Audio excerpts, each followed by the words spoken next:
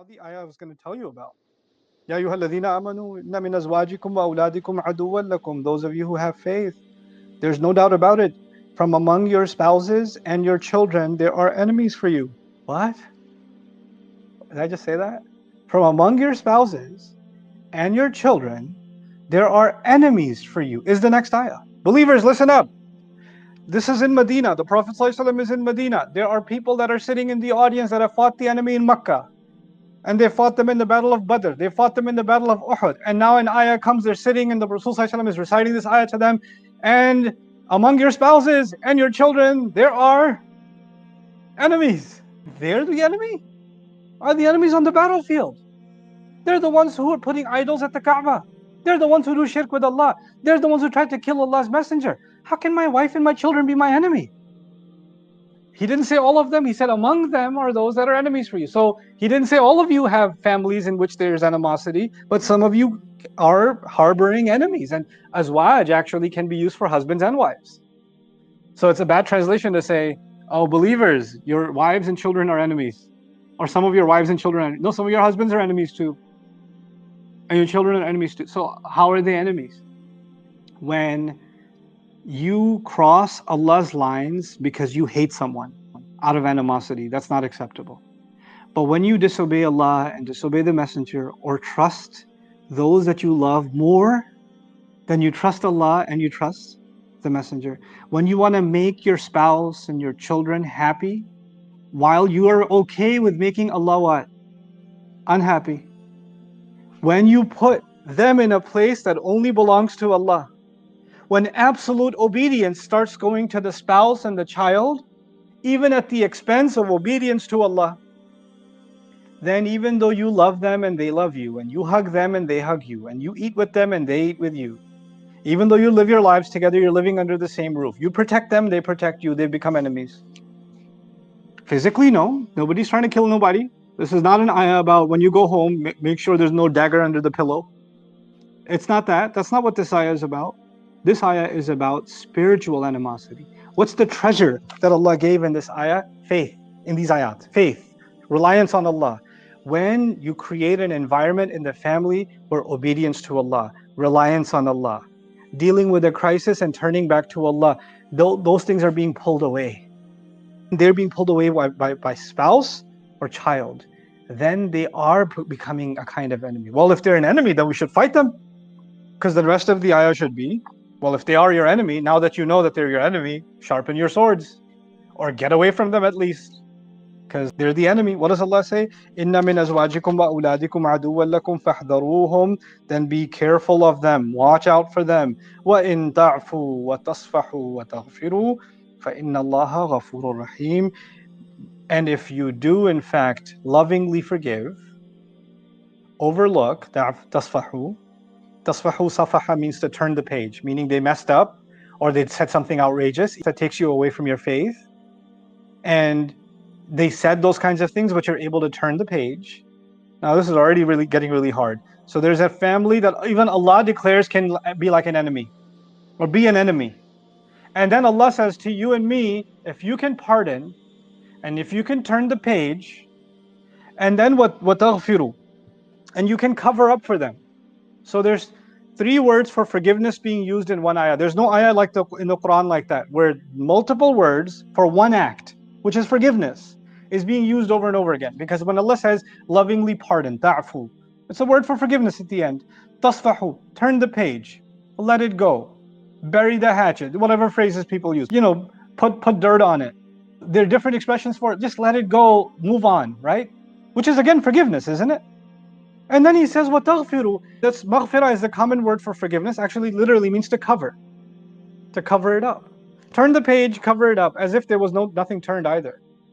Now the whole thing, the imagery of turning the page means you can't see what's on the previous page.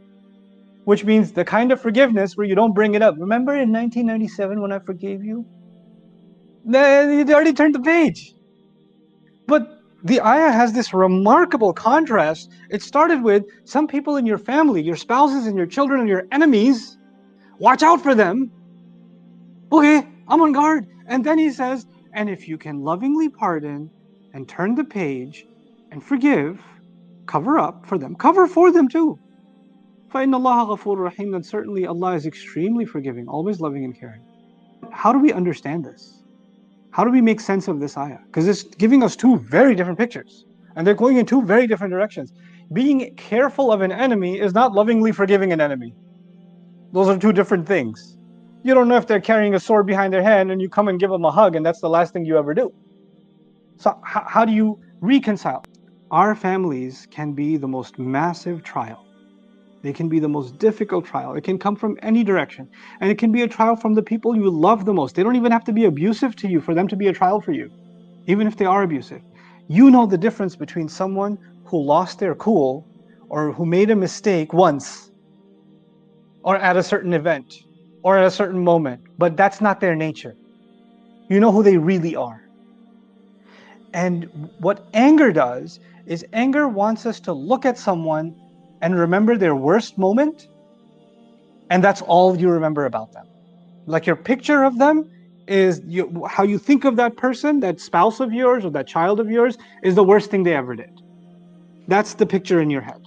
By the way, there's another delusional side too. When people are so in love, they overlook all the horrible and they only see the good. The one good thing that happened in 1983, they remember, and that's the picture in their head, and this person can get away with murder after that, and that's all they see, right?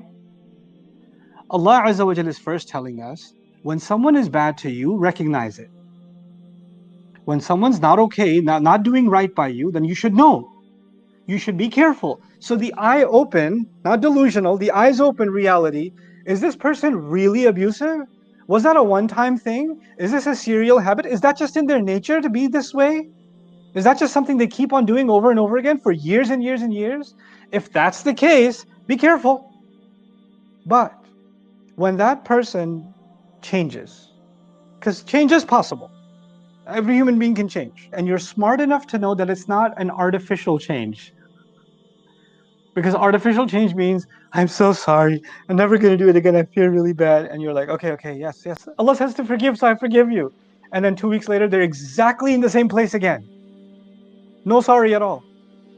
Right? And they're even worse offenders than before. Then you know that there's a serial habit of telling you what you need to hear to get you to put your guard down. But if you're careful, the word فَاحْذَرُوهُمْ is pivotal here, then you know where people stand. Then you have a pretty good gauge.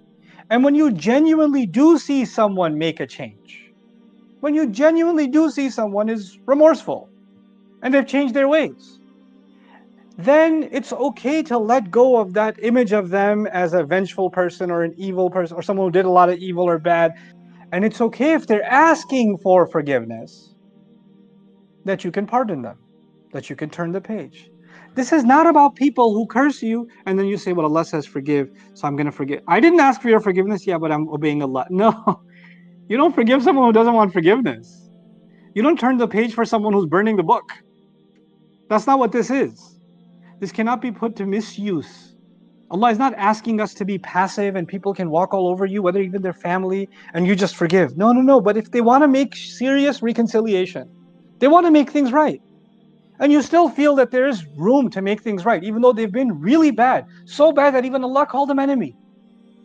But you genuinely see that they've made a change, then if you pardon and forgive and don't bring it up again, because Allah has put that behind them. Allah says, فَإِنَّ اللَّهَ غَفُورٌ رَحِيمٌ, then certainly Allah is forgiving. If Allah can forgive that, and if Allah can forgive sincere tawbah, then maybe I can make room in it too.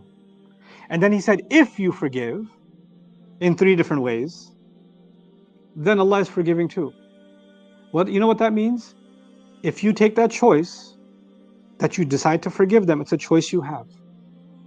And it may be a very hard choice, but if you make that choice sensibly, even though it's extremely difficult to make that choice, then Allah recognizes that you have done something amazing, and maybe Allah will reward you with ultimate forgiveness. Maybe that'll be your reward.